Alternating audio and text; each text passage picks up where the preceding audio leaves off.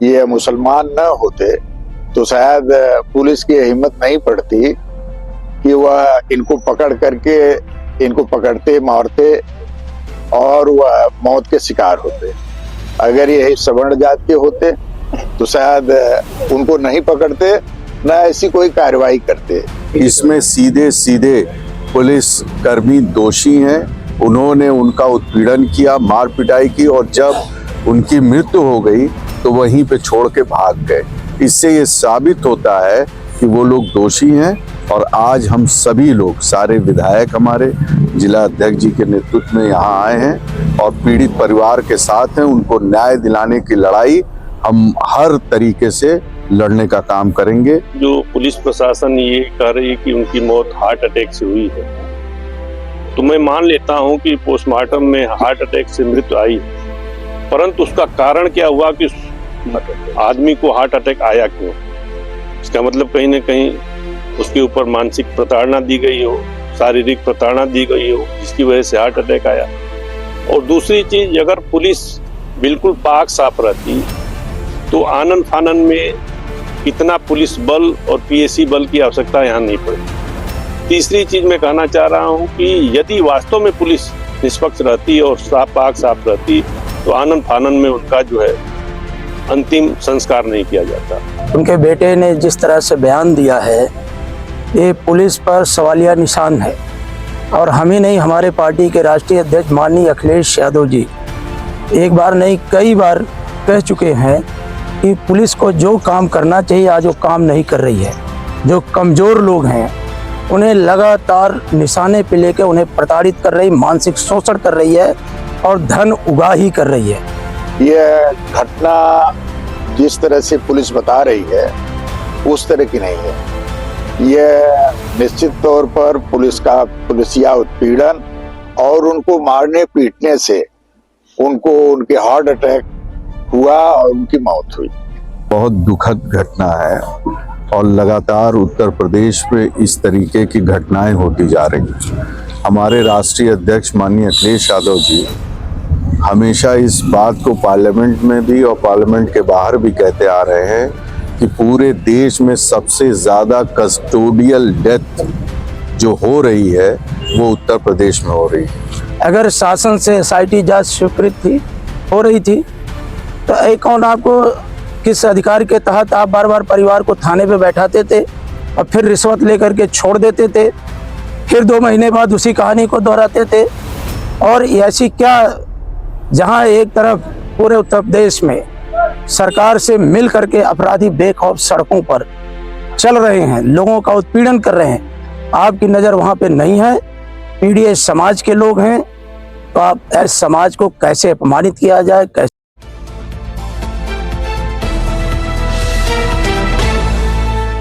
आप देख रहे हैं खबरों नजर चैनल। खबर यूपी के जिला आजमगढ़ से है, जहां बीते दिनों आजमगढ़ जनपद के रौनापार थाना क्षेत्र के रौनापार बाजार निवासी मदरसा संचालक की मौत मामले को गंभीरता से लेते हुए समाजवादी पार्टी के जिला अध्यक्ष आजमगढ़ हवलदार यादव के नेतृत्व में समाजवादी पार्टी का एक प्रतिनिधि मंडल आज मंगलवार को मृतक कलामुद्दीन के घर पर पहुंचा और पीड़ित परिवार से मुलाकात की और पूरे घटना की जानकारी हासिल की।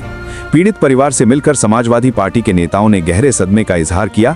इस प्रतिनिधि मंडल में समाजवादी पार्टी के जिला अध्यक्ष हवलदार यादव, सगड़ी विधानसभा के समाजवादी पार्टी के विधायक डॉक्टर HN पटेल, गोपालपुर विधानसभा के विधायक नफीस अहमद, मुबारकपुर विधानसभा के विधायक अखिलेश यादव, अतरौलिया विधानसभा के विधायक डॉक्टर संग्राम यादव, मेहनगर विधानसभा के विधायक पूजा सरोज, पूर्व चेयरमैन बिलरियागंज आरिफ खान और अब्दुल्ला के अलावा समाजवादी पार्टी के नेता व कार्यकर्ता सहित बड़ी संख्या में क्षेत्र के लोग शामिल थे। मीडिया से बातचीत करते हुए समाजवादी पार्टी के जिला अध्यक्ष हवलदार यादव, विधायक गोपालपुर नफीस अहमद, विधायक सगड़ी डॉक्टर HN पटेल और विधायक अतरौलिया डॉक्टर संग्राम यादव ने कलामुद्दीन की मौत को लेकर पुलिसिया कार्यशैली पर बड़े सवाल खड़े किए हैं। इन नेताओं ने क्या कहा है, आइए आपको दिखाते हैं और सुनाते हैं। देखिए, आज यहाँ पहुँचे हुए आप पीड़ित परिवार से मिले हैं, क्या कहना है इस घटना को? देखिए, योगी जी की सरकार में जैसा विधायक जी ने कहा, गरीबों, दलितों, पिछड़ों और मुसलमानों पर अन्याय अत्याचार बढ़ता जा रहा है। उनके चलते, उनकी नीतियों के चलते उनके निर्देशों के चलते पुलिस मनमाना ढंग से गरीबों का उत्पीड़न कर रही है, दलितों और मुसलमानों का, पिछड़ों का उत्पीड़न कर रही है।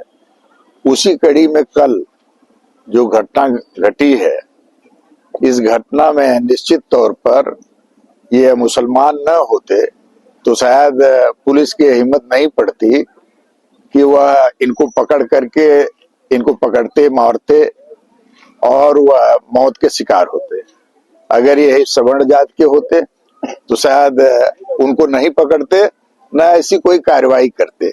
ये निश्चित तौर पर दलित, पिछड़ा और मुसलमान होना जोगी की सरकार में अब साफ हो गया है, और उसी के चलते आज उनकी कलामुद्दीन साहब की ये मौत हुई है।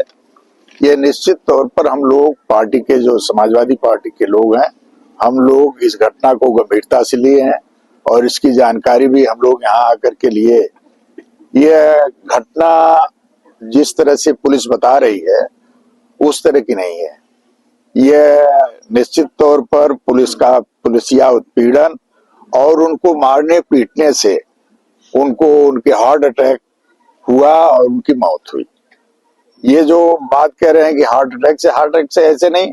हार्ट अटैक उनको आता तो कोई जानकारी होती, परिवार के लोगों को होती, लेकिन ये लोग जब उनके मारने पीटने से उनकी मौत हो गई तो वे लोग छोड़ के चल देते हैं, परिवार को बुलाते हैं, अस्पताल भेजने की बात करते हैं। और वहां पर वीडियो भी है, वहां का वीडियो भी है, लोग जो लोग आते जाते रहे हैं, कुछ लोग बनाए भी हैं। तो ऐसी परिस्थिति में ये निश्चित तौर पर पुलिस के ऊपर हत्या का मुकदमा दर्ज होना चाहिए, और जो लोग इसमें पुलिस के लोग थे उनके खिलाफ कार्रवाई होनी चाहिए। कुछ आर्थिक मदद भी की गई है पीड़ित परिवार को?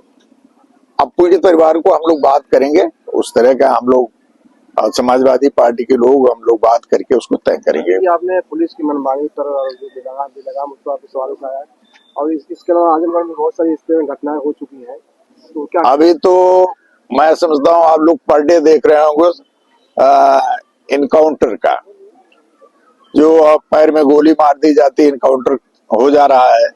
एक आदमी को, परवेज अहमद नाम के आदमी को पुलिस ने एक्सप्रेसवे पर 4 लेन पर वहीं गोली, कदरापुर के पास गोली मारा, पीठ में गोली लगी, पैर जांग में गोली लगी, चूतन पे। और वह गोली जब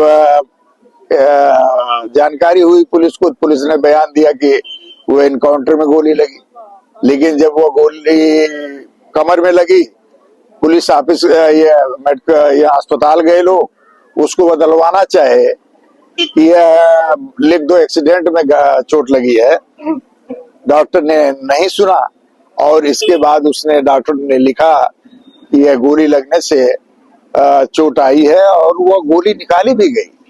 तो ये पुलिस का जो कार्रवाई है, इसी को पकड़ करके आप इनकाउंटर के नाम पर आप इस तरह की कार्रवाई कर रहे हैं, ये निश्चित तौर पर अन्याय है, अत्याचार है, और ये इस तरह का उत्पीड़न किसी सभ्य समाज में नहीं होना चाहिए। ये योगी की सरकार तानाशाही तरीके से काम कर रही है। हम सब लोग इसकी निंदा करेंगे और आगे चल करके हम लोग इस लड़ाई को लड़ेंगे। अब देखिए, क्या न्यायालय को भी संज्ञान लेना चाहिए इस तरह घटनाओं को लेकर, जब पुलिस बेलगाम होती है? अब न्यायालय संज्ञान लेते तो फिर इस तरह की बातें नहीं आती। आज कहीं न कहीं सभी संस्थान भारतीय जनता पार्टी के लोगों ने जिस तरह से कब्जा कर रखा है, अब उसका तो हम लोग विस्तार से यहाँ नहीं कुछ बात बता पाएंगे, बातें बहुत सी हैं। क्या कुछ जानकारी मिली है पीड़ित परिवार को? देखिए, बहुत दुखद घटना है और लगातार उत्तर प्रदेश में इस तरीके की घटनाएं होती जा रही हैं। हमारे राष्ट्रीय अध्यक्ष माननीय अखिलेश यादव जी हमेशा इस बात को पार्लियामेंट में भी और पार्लियामेंट के बाहर भी कहते आ रहे हैं कि पूरे देश में सबसे ज्यादा कस्टोडियल डेथ जो हो रही है वो उत्तर प्रदेश में हो रही है। सबसे ज्यादा पुलिस के द्वारा जो है उत्पीड़न किया जा रहा है, जिससे मौतें हो रही हैं। कल का जो हादसा हुआ है वो भी पुलिस के उत्पीड़न का शिकार हुए। इसमें सीधे सीधे पुलिस कर्मी दोषी हैं।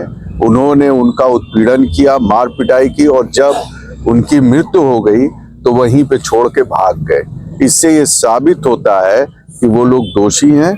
और आज हम सभी लोग, सारे विधायक हमारे जिला अध्यक्ष जी के नेतृत्व में यहाँ आए हैं और पीड़ित परिवार के साथ हैं। उनको न्याय दिलाने की लड़ाई हम हर तरीके से लड़ने का काम करेंगे, क्योंकि प्रशासन और शासन दोनों तरफ से फेल है। आज बदमाश जो हैं थाने में आ रहे हैं, दलाली का काम कर रहे हैं। जिनके ऊपर संगीन मुकदमे हैं वो थाने में आके बैठ रहे हैं, थाने की चाय पी रहे हैं और पुलिस प्रशासन के लोग उनको देख नहीं रहे। और जो कमजोर तबका है, जो अपनी बात को कह नहीं सकता, उनके साथ उत्पीड़न करके उनकी जानें लेने का काम कर रहे हैं। विधायक जी, इस घटना को लेकर क्या कहना है जो यहाँ घटना हुई? देखिए, कल जो दोपहर में घटना घटी वो काफी पीड़ादायक है।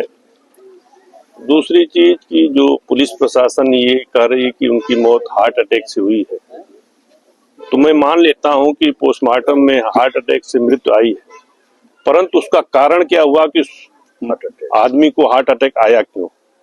इसका मतलब कहीं ना कहीं उसके ऊपर मानसिक प्रताड़ना दी गई हो, शारीरिक प्रताड़ना दी गई हो, जिसकी वजह से हार्ट अटैक आया। और दूसरी चीज, अगर पुलिस बिल्कुल पाक साफ रहती तो आनन फानन में इतना पुलिस बल और पीएसी बल की आवश्यकता यहाँ नहीं पड़ती।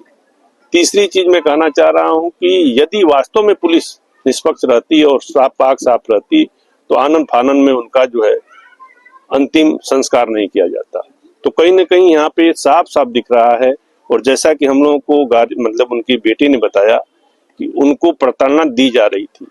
रही बात एसआईटी की, जब गवर्नमेंट एसआईटी गठित कर दी है इस पे जांच कराने की, तो उनके लड़के को बार बार थाने में बैठा करके और पैसा लेकर के सुबह बैठाया जाता है, शाम को पैसा लेके छोड़ा जाता है, उनसे पैसे की मांग करी जाती।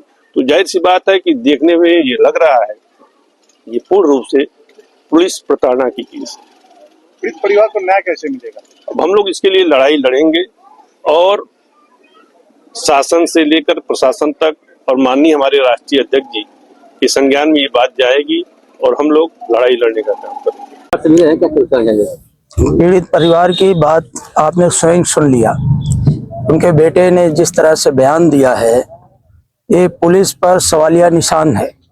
और हम ही नहीं, हमारे पार्टी के राष्ट्रीय अध्यक्ष माननीय अखिलेश यादव जी एक बार नहीं कई बार कह चुके हैं कि पुलिस को जो काम करना चाहिए आज वो काम नहीं कर रही है।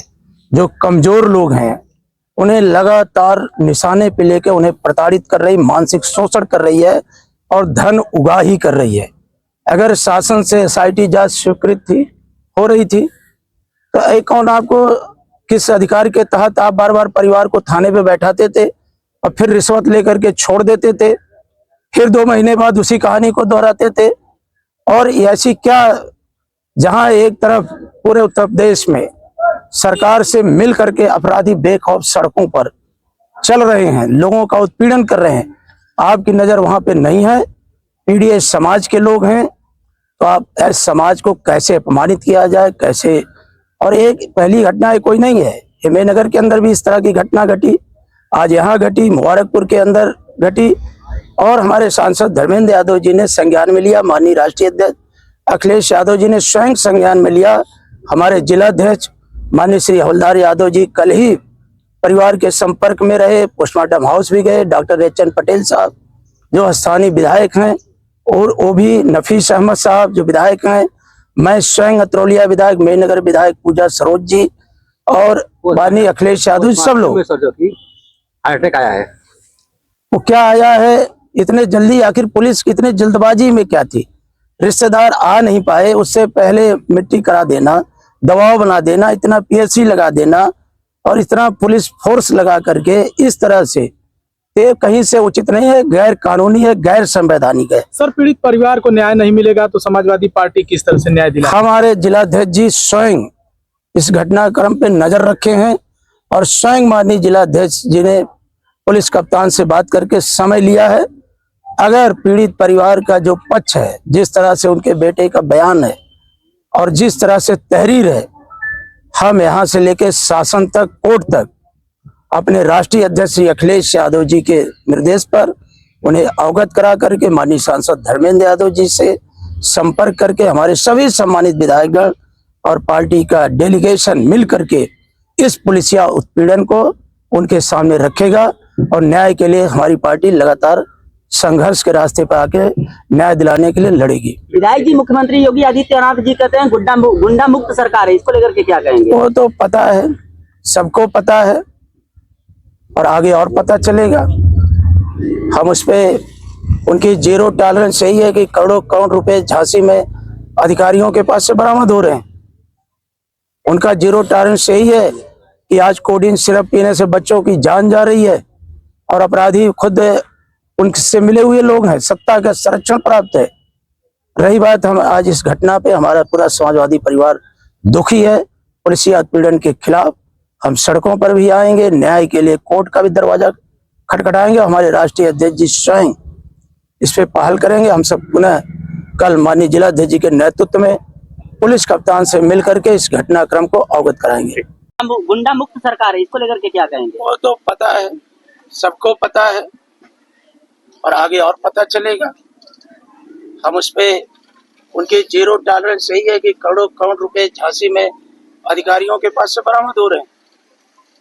उनका जीरो टॉलरेंस यही है कि आज कोडिन सिरप पीने से बच्चों की जान जा रही है और अपराधी खुद उनसे मिले हुए लोग हैं, सत्ता का संरक्षण प्राप्त है। रही बात, हम आज इस घटना पे हमारा पूरा समाजवादी परिवार दुखी है। पुलिसिया उत्पीड़न के खिलाफ हम सड़कों पर भी आएंगे, न्याय के लिए कोर्ट का भी दरवाजा खटखटाएंगे। हमारे राष्ट्रीय अध्यक्ष जी स्वयं इस पे पहल करेंगे। हम सब पुनः कल माननीय जिलाध्यक्ष जी के नेतृत्व में पुलिस कप्तान से मिल करके इस घटनाक्रम को अवगत कराएंगे।